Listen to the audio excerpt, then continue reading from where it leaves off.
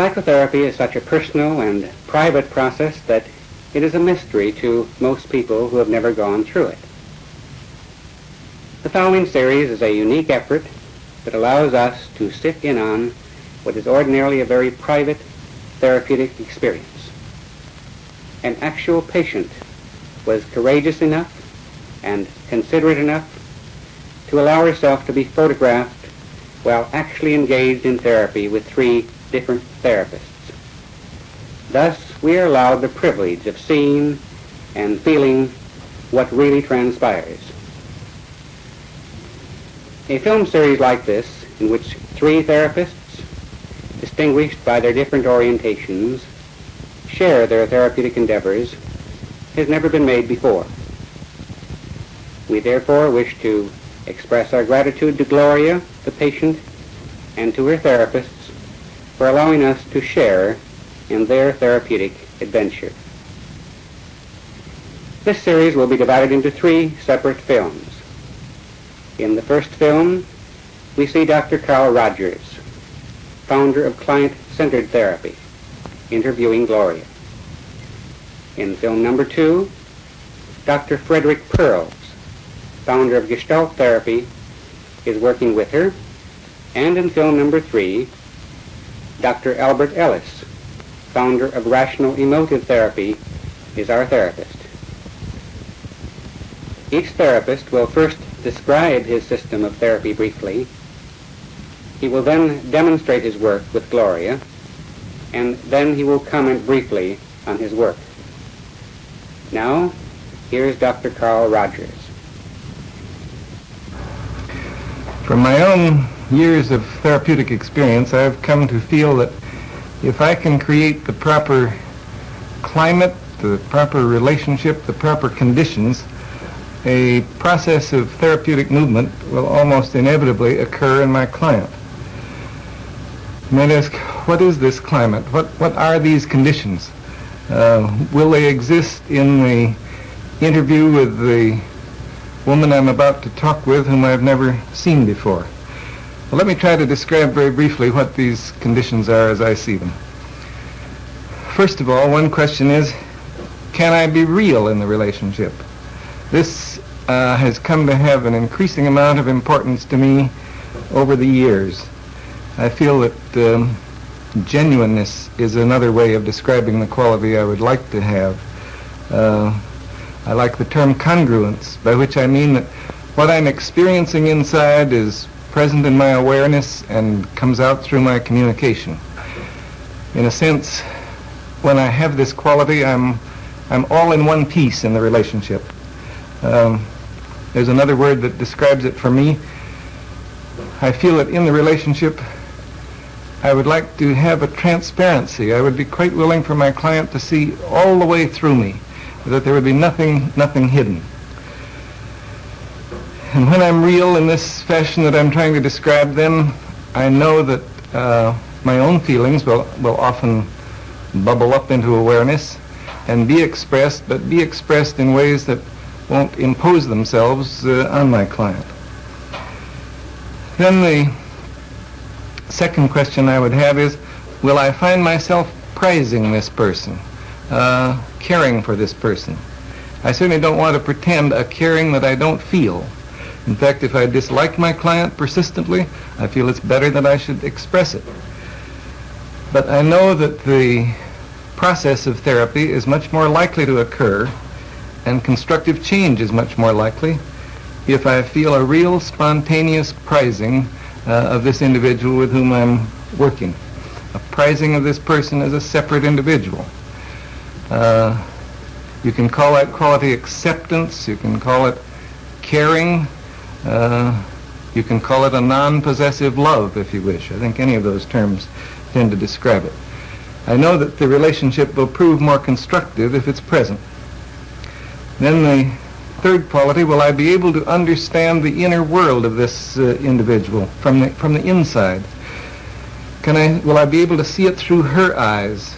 Will I be able to be sufficiently sensitive to move around inside the world of her feelings so that I know what it feels like to be her, so that I can sense not only the surface meanings but some of the meanings that lie somewhat underneath the surface.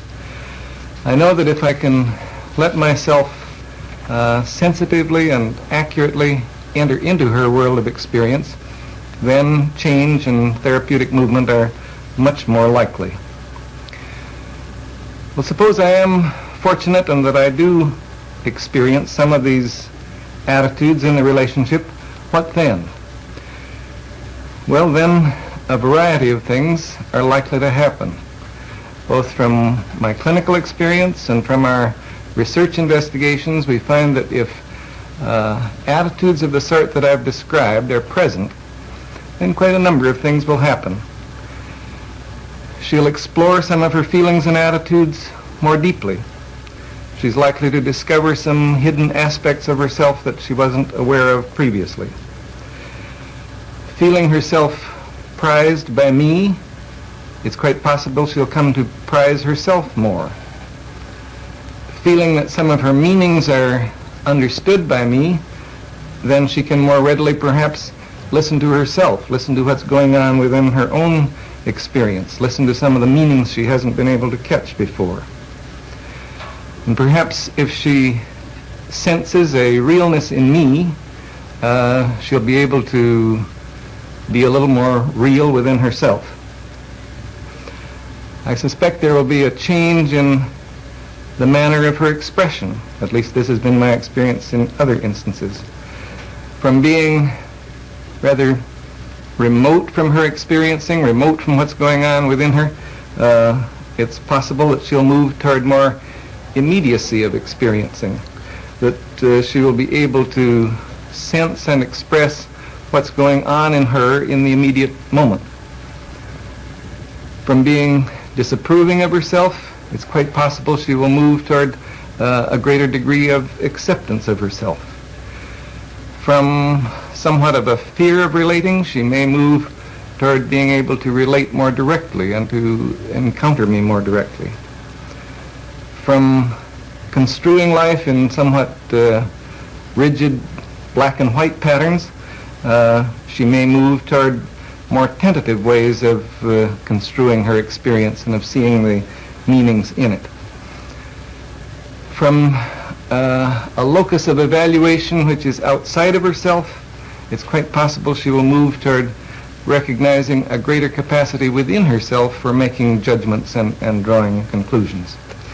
So those are some of the changes that, if I have any success in creating the kind of conditions that I described initially, then we may be able to see some of these changes in this client, even though I know in advance that our contact is going to be very brief.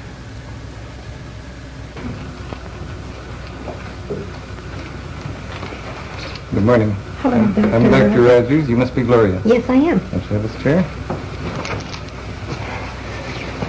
Well, we have half an hour together, and I really don't know what we'll be able to make of it, but I hope we can make something of it. I'd be glad to know whatever concerns you.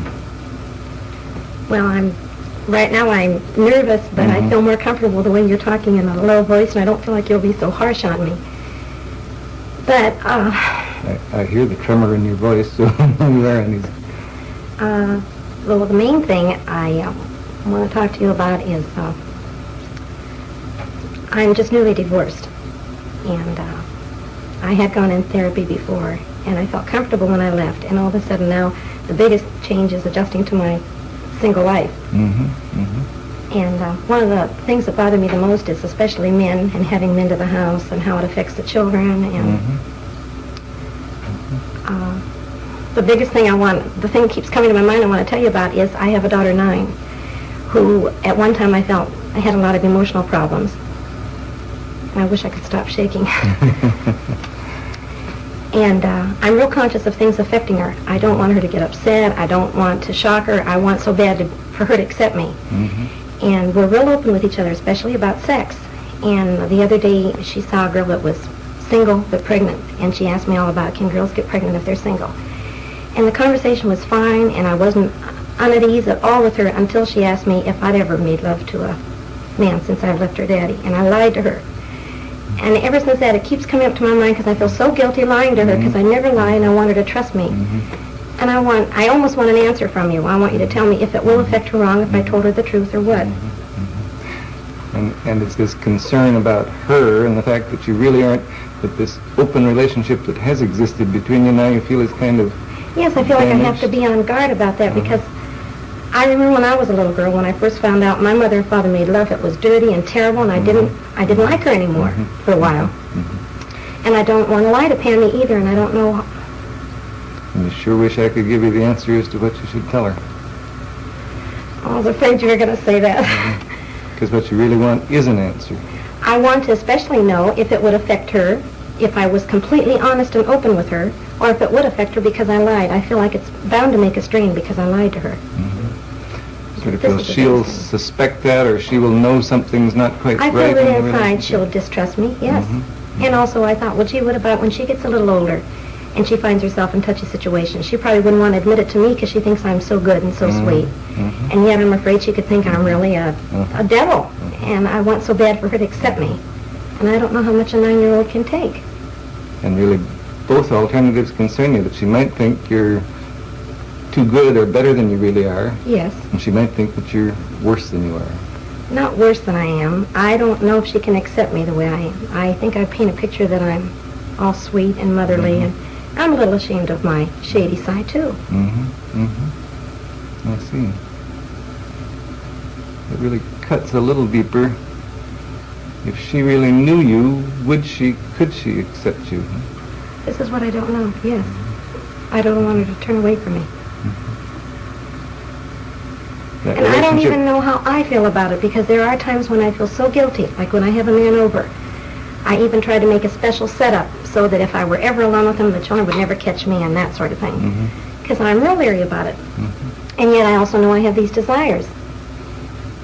So it's quite clear. It isn't only her problem or the relationship with her, it's in you as well. And my guilt, yeah. I feel guilty so often. What can I accept myself as doing? And, yes. And you realize that you set up sort of subterfuges so as to make sure that you're not caught or something. You realize that you are acting from guilt, is that? Yes.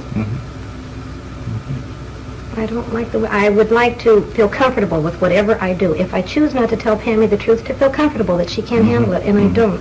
I want to be honest, and yet I feel there are some areas that I don't even accept. And if you can't accept them in yourself, how could you possibly be comfortable in telling them to her? Right. And yet, as you say, you do have these desires and you do have your feelings, but you don't feel good about them. Right. And I have a feeling you're just going to sit there and let me stew on it, and I want more. I want you to help me get rid of my guilt feeling. If I can get rid of my guilt feeling about lying or going to bed with a single man, any of that, just so I can feel more comfortable. And I guess I'd like to say, no, I don't want to let you just stew in your feelings, but on the other hand, I also feel that this is the kind of very private thing that I couldn't possibly answer for you, but I sure as anything will try to help you work toward your own answer.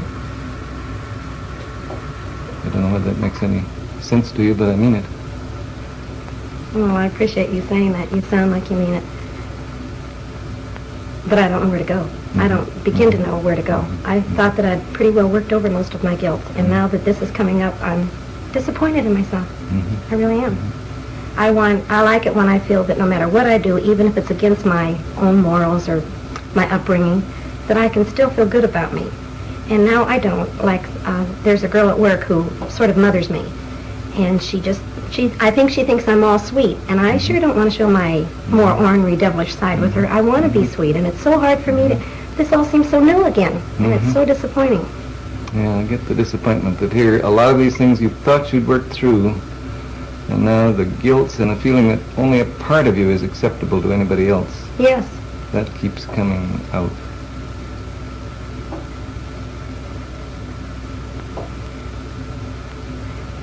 I guess I do catch the real deep puzzlement that you feel as to what the hell shall I do? What can I do? Yes, and you know what I can find, Doctor, is that everything I start to do, that impulse, it seems natural to tell Pammy or to go out on a date or something, I'm comfortable until I think how I was affected as a child. And the minute that comes up, then I'm all haywire. Like, I want to be a good mother so bad, and I feel like I am a good mother.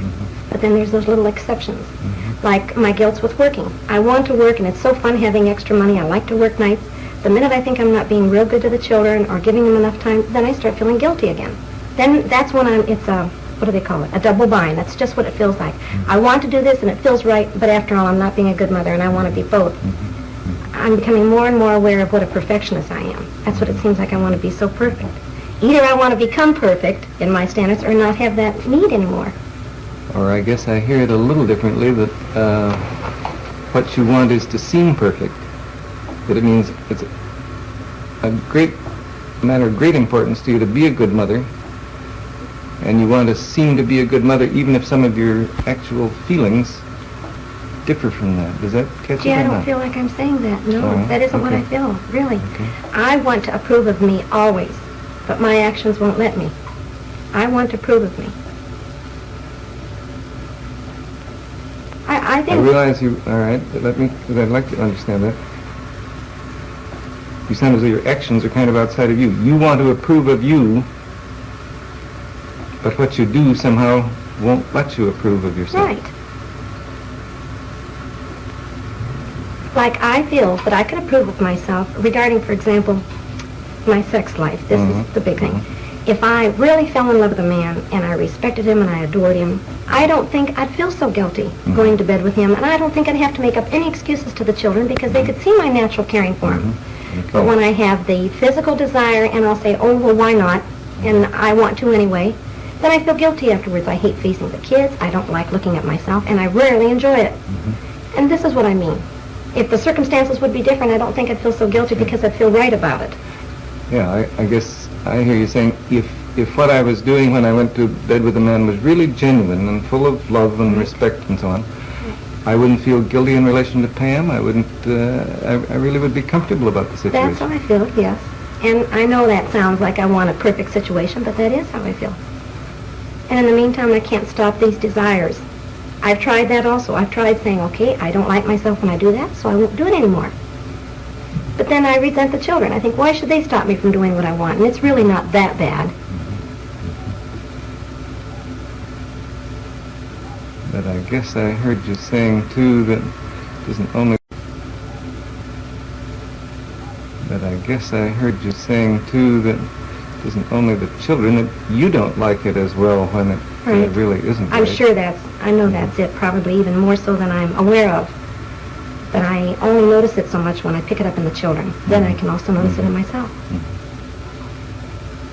And somehow, sometimes you kind of feel like blaming them for the feelings you have. I mean, why should they cut you off from a normal sex life? Well, a sex life, I could say, not normal, because there is something about me that says that's not very healthy to just go into sex because you feel physically attractive or something, or a physical need. So something about it tells me that's not quite right anyway.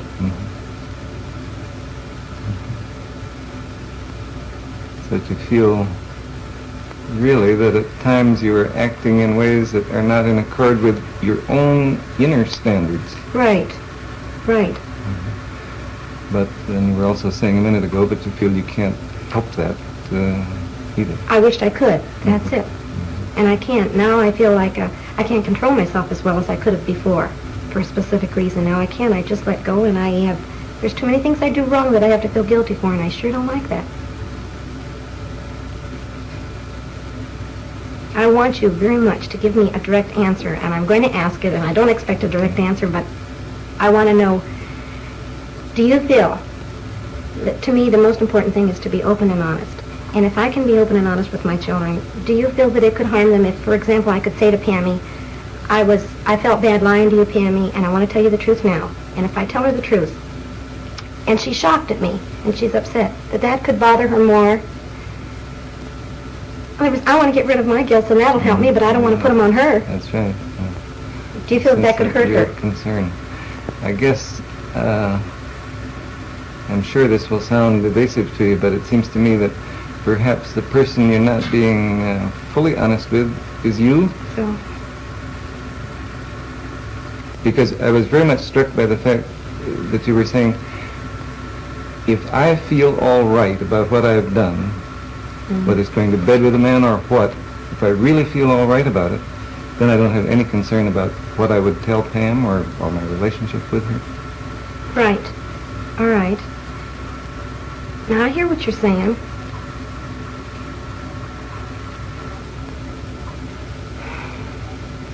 Then all right, then I want to work on accepting me then. I want to work on feeling all right about it. Now that makes sense, that'll come natural, and then I won't have to worry about Pammy. But when things do seem so wrong for me and I have an impulse to do them, how can I accept that? What you'd like to do is to feel more accepting towards yourself when you do things that you feel are wrong. Is that right? Right. And I feel like a tough assignment. Yeah, I feel like you're going to say, now why do you think they're wrong? And I have mixed feelings there too. Through therapy, I'll say, now look, I know this is natural. Women feel it. Sure, we don't talk about it a lot socially, but all women feel it, and it's very natural. I've had sex for the last 11 years. I'm, of course, going to want it, but I still think it's wrong unless you're really, truly in love with a man. And my body doesn't seem to agree. And so I don't know how to accept it. Sounds like a triangle to me, doesn't it? You feel that I, or therapists in general, or other people say, it's all right, it's natural enough, go ahead. And I guess you feel your body sort of lines up on that side of the picture. But something in you says, but I don't like it that way, not unless it's really right. Right.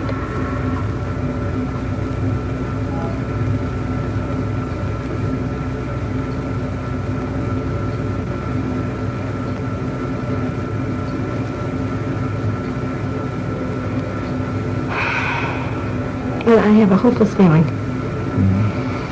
I mean, these are all the things I sort of feel myself, and I feel, okay, now what? So you feel this is the conflict, and it's just insoluble, and therefore it's hopeless. And here you look to me, and I don't seem to give you any help. And right. I really know you can't answer for me, and I have to figure it out myself. But I want you to guide me, or show me where to start, or so it won't look so hopeless. I know I can keep living with this conflict, and I know eventually things would work out. But I like feeling more comfortable with the way I live. And I'm not. One thing I meant to ask, what is it you wish I would say to you? I wish you would say to me to be honest and take the risk that Pammy's going to accept me. And I also have a feeling if I could really risk it with Pammy, of all people, that I'd be able to see, here's this little kid that can accept me. And I'm really not that bad. If she really knows what a demon I am and still loves me and accepts me, it seems like it would help me to accept me more, like it's really not that bad. I want you to say, to go ahead and be honest. But I don't want the responsibility that it would upset her. That's where I don't want to take responsibility for it. Yeah. You know very well what you'd like to do in the relationship. You would like to be yourself, and you'd like to have her know that you're not perfect, and you do things that maybe even she wouldn't approve of, and that you disapprove of to some degree yourself. But that somehow she would love you and accept you as an imperfect person. Yes. Like I wonder if my mother had been more open with me, maybe I wouldn't have had such a narrow attitude about sex. If I would have thought that she could be, pretty sexy and ornery and devilish too, but I wouldn't look at her as being such a sweet mother, that she could also be the other side. But she didn't talk about that. Mm-hmm. And maybe that's where I got my picture. I don't know. But I want Pammy to see me as a full woman, but also accept me. Mm-hmm. You don't sound so uncertain. I don't? What do you mean? What I mean is, you've been sitting there telling me just what you would like to do in that relationship with Pam. I would, but I don't want to quite take the risk of doing it unless an authority tells me that... It's, I guess one thing that I feel very keenly is, it's an awfully risky thing to live.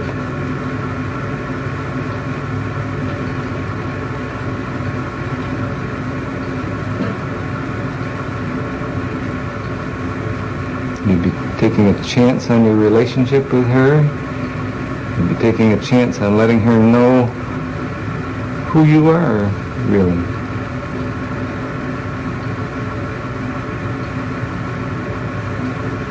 Yeah, but then if I don't take the chance, if I feel loved and accepted by her, I'm never going to feel good about it anyway. Mm-hmm. Mm-hmm. If her love and acceptance of you is based on a false picture of you, what the hell is the good of that? Is that what you're saying? That's what I mean, yes.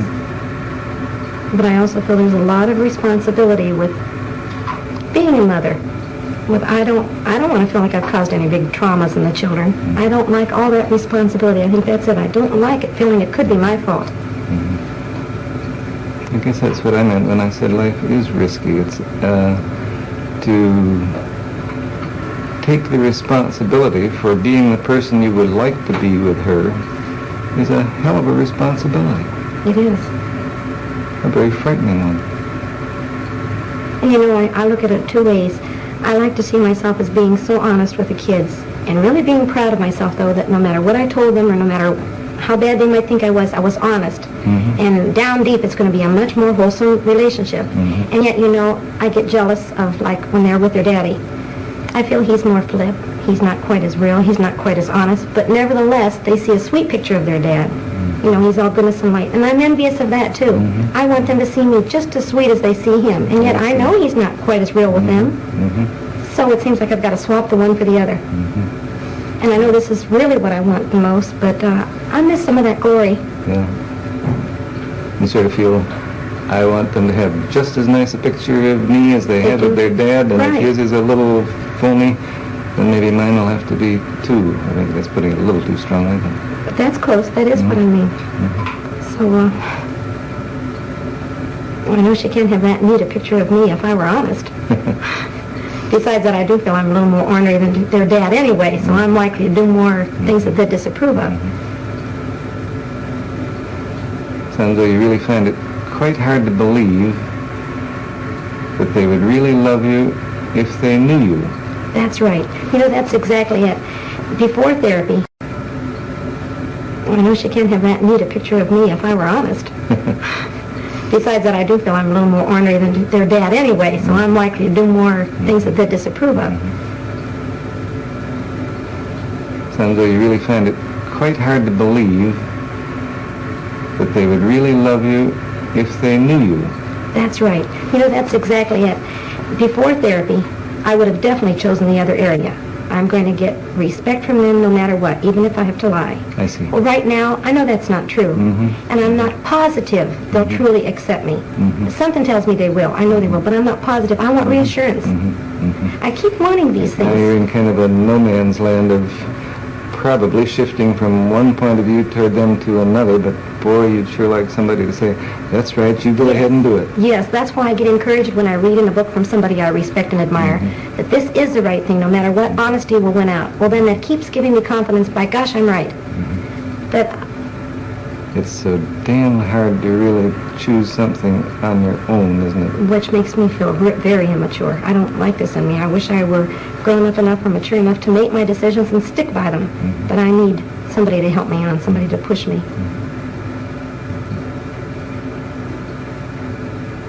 So that you kind of reproach yourself for that, I guess, and feel, why, if I was anybody or if I was grown up, I'd be mature enough to decide things like this for myself. Right. And take more risks. I wish I'd take more risks. I wish that I could just go ahead and be this and say, however the children grow up, I've done my best. I didn't have to constantly have this conflict. And I'd like later years to say, no matter what you ask me, kids, at least I told you the truth. You may not have liked it, but it's been the truth.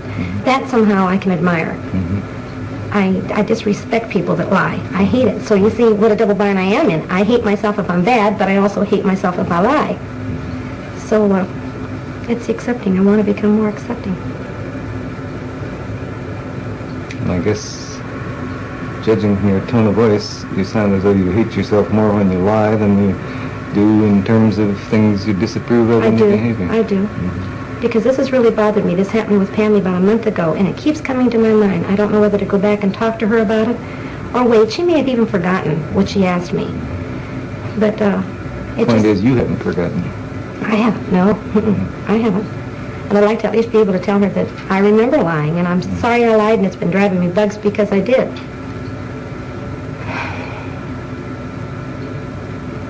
I do. Now I feel like now that's solved, and I didn't even solve the thing, but I feel relieved. I do feel like you've been saying to me, you're not giving me advice, but I feel like you're saying you really want to, you know what pattern you want to follow, Gloria, and go ahead and follow it. I sort of feel a backing up from you. I guess the way I sense it is, you've been telling me that you know what you want to do, and yes, I do believe in backing up people in what they want to do. It's just a little different slant than the way it seems to you. Are you telling me? See, one thing that concerns me is it's no damn good you're doing something that you haven't really chosen to do. That's why I'm trying to help you find out what your own inner choices are. But then there's also a conflict there because I'm not really positive what I want to do. The lying part, yes, but I'm not positive what I want to do when I go against myself. Sure. Like when I bring a man to the house, I'm not sure I want to do that. If I feel guilty afterwards, I must not have really wanted to. And I'm interested that you say, I'm not just sure which words you use, but you don't want it, you don't like yourself or you don't approve of it when you do something against yourself. Yes.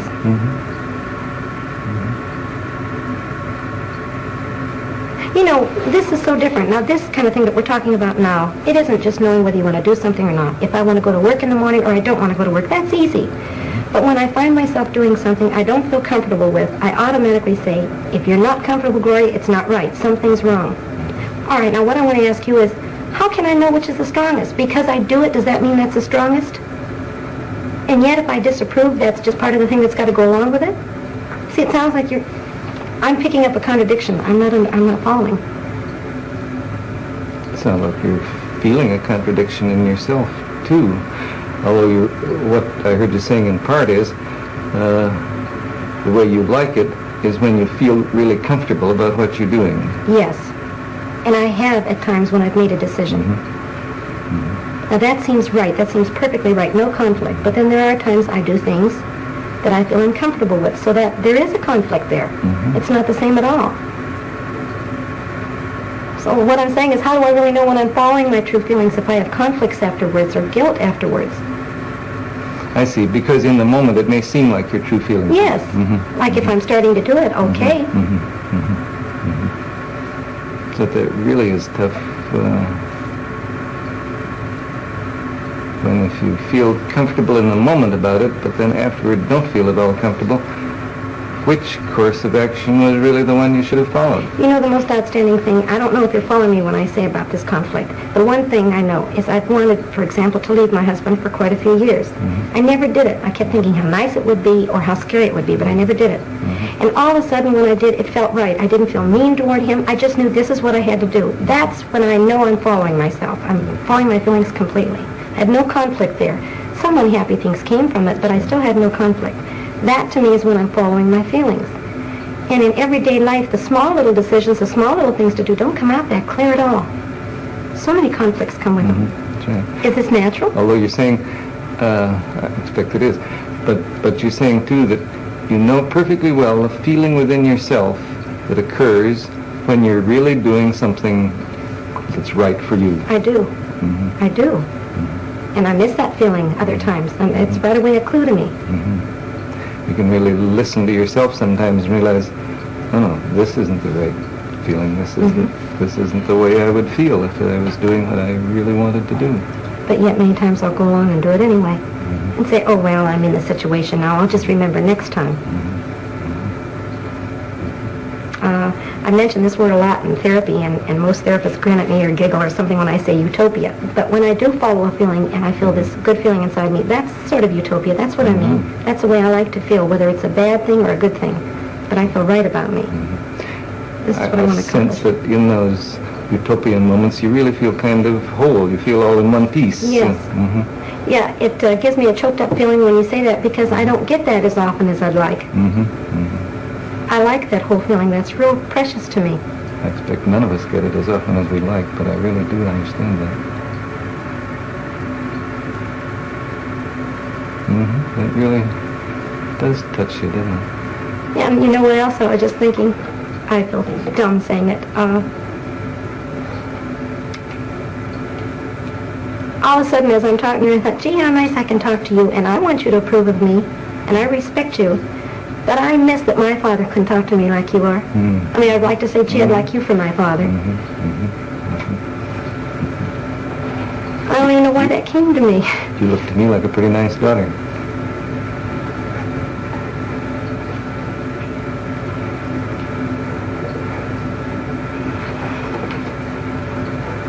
But you really do miss the fact that you couldn't be open with your own dad. Yeah, I couldn't be open, but I want to blame it on him. I think I'm more open than he'd allow me. I mean, he would never listen to me talk like you are.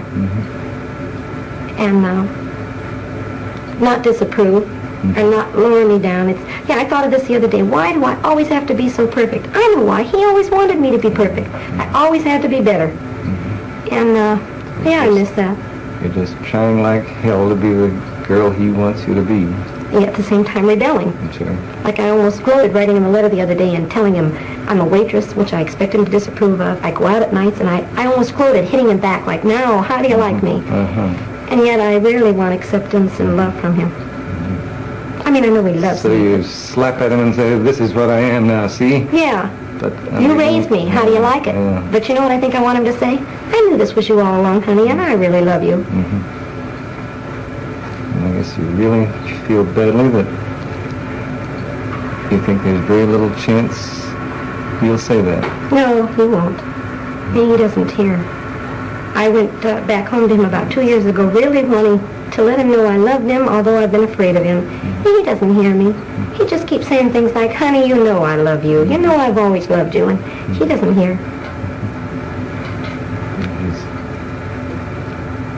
Never really known you and loved you, and this somehow is what brings the tears inside. I don't know what it is. You know. He's never really known you and loved you, and this somehow is what brings the tears inside. I don't know what it is. You know, when I talk about it, it feels more flip. If I just sit still a minute, it feels like a great big hurt down there that I feel cheated. It's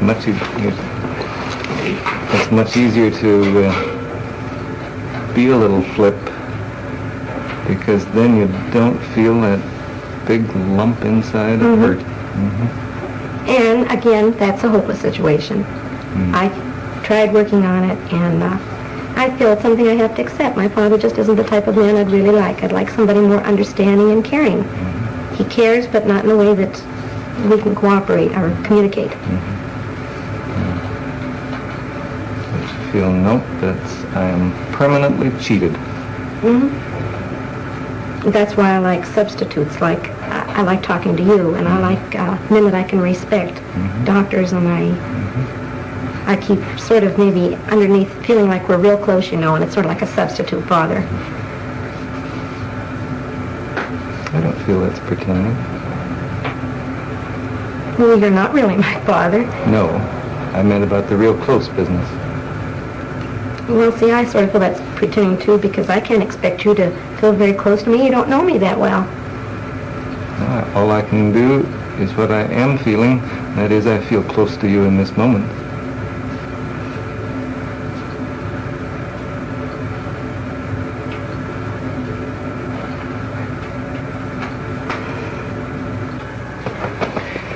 In spite of feeling initially the artificiality of the situation, and particularly the hot lights, I very quickly became oblivious to the outside situation, and I think that Gloria did too. In many ways, I'm glad that she kept pushing me for an answer to her very personal questions about her sex life and her relationship to her daughter. I say I'm glad of this because as the relationship developed, it became, I think, completely clear to her as well as to me that she was seeking something a good deal deeper than that. Incidentally, I'd like to pay my tribute to her deep honesty in being willing to talk about herself so freely. Although every individual is entirely unique, and in this respect I was definitely unprepared for and sometimes surprised by the material she brought up, still in another sense this was very typical of my experiences in therapy. When I'm able really to let myself enter into a relationship, and I feel that this was true in this instance, then I find myself not only being increasingly moved by being in touch with the inner world of my client, but I find myself bringing out of my own inner experience statements which seem to have no connection with what's going on, but which usually prove to be or prove to have a very significant relationship to what the client is experiencing. I felt there were one or two incidents of this kind in this brief interview.